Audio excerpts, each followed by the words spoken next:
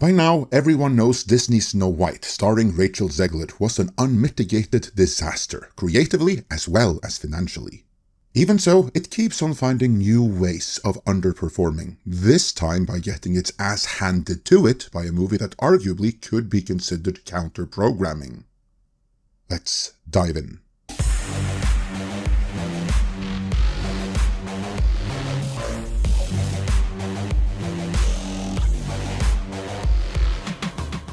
Whenever a studio releases a major wide appeal 4-quadrant blockbuster, some other studio will release a smaller movie that has much more niche appeal, which works out great. Because it gives this smaller niche audience something to see, and it gives this smaller movie a boost, despite opening in the shadow of a much bigger tentpole. That's why when there is a massive, primarily male-driven comic book movie opening, you'll see a smaller chick flick opening at the same time or shortly after. Because that chick flick is counter-programming. This counter-programming will of course never outdo that other blockbuster. It doesn't have to, and it's not meant to, as it would have cost less and needs to earn back less money to be successful.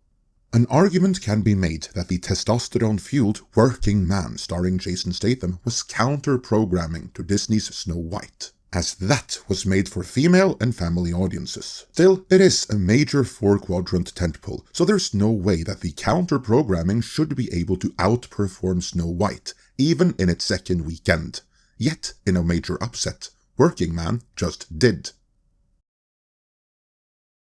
Working Man, a Jason Statham vehicle made for a Jason Statham audience on a Jason Statham budget that only needs to make Jason Statham at the box office. And all of these are good things, by the way. Just unleashed the kind of ass-whooping upon Snow White at the box office that only Jason Statham can unleash.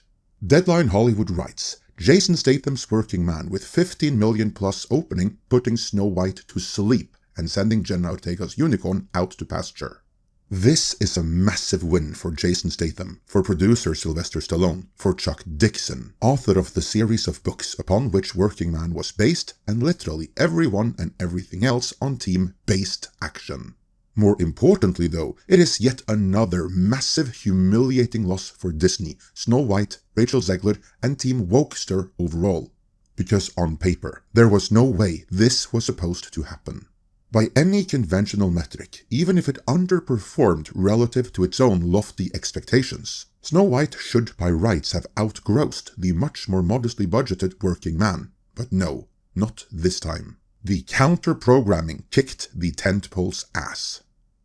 Deadline Hollywood gushes about Working Man, which is coming in at 15 million plus opening weekend, writing, the 40 million Black Bear financed a Working Man, based on the Chuck Dixon book series about a retired counter-terrorism agent turned construction worker who's pulled back into his old career after Girl Goes Missing, gets a B cinema score, which is fine for this kind of movie.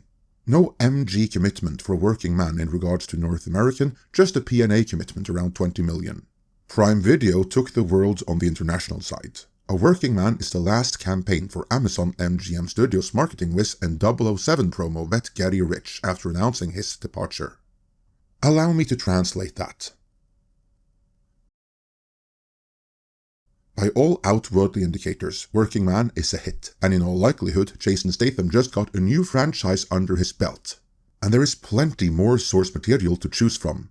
Chuck Dixon has written 12 books about Levon Cade, and we actually had him on our live stream on Friday to talk about the movie and much more. I know they changed milieus from your book. Yeah. But as someone involved in the business, you must have just hated to find out that Jason Statham was going to be the lead in your story. That must have hurt you deeply. Oh, yeah. I mean, to have some huge international star was actually going to guarantee an enormous box office. I was, you're going to pull a Rachel Ziegler and complain about the change of venues, right? Yeah. Well, when Sly called me and said, well, I was talking to Jason and he's looking for a new franchise, would you be okay with him playing? And I said, yeah, okay.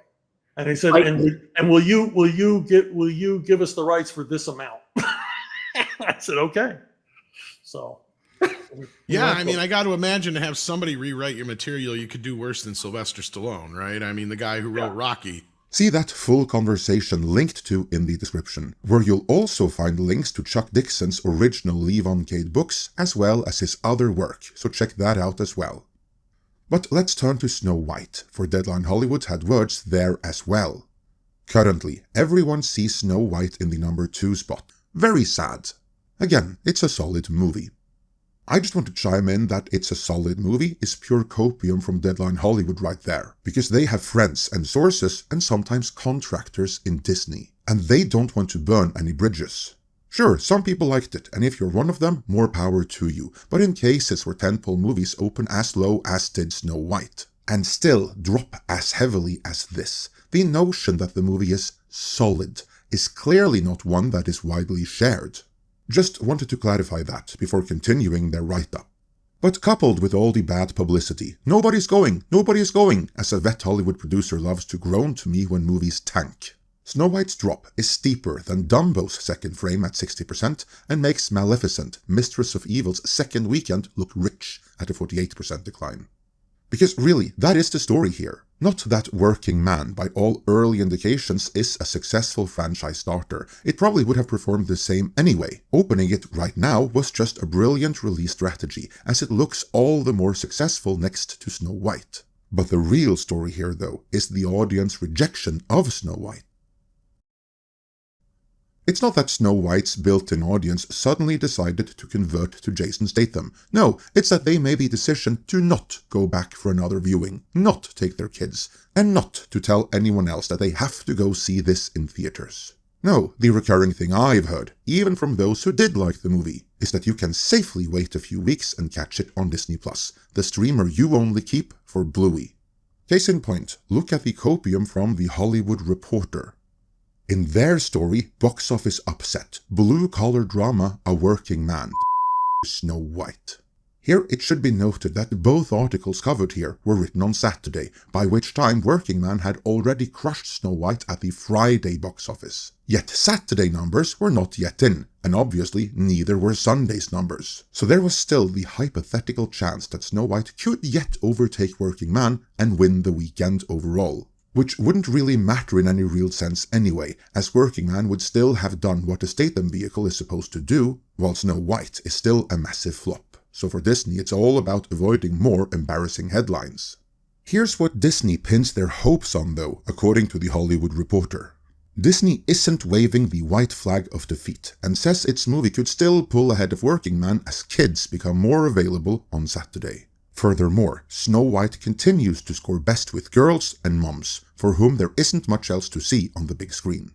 So yeah, Disney are hoping moms and daughters will ignore the negative reviews and word of mouth, ignore the wait for it to come on Disney Plus whispers, but instead go anyway, because moms are eager to burn some money on tickets. And there's nothing else for moms and daughters to see, so they might as well go see Snow White. And this has to happen many enough times to overtake Working Man's 2 million lead from Friday. What was that quote again? It's a bold strategy, Cotton. Let's see if it pays off for him. For now, let me know your thoughts on this upset in the comments.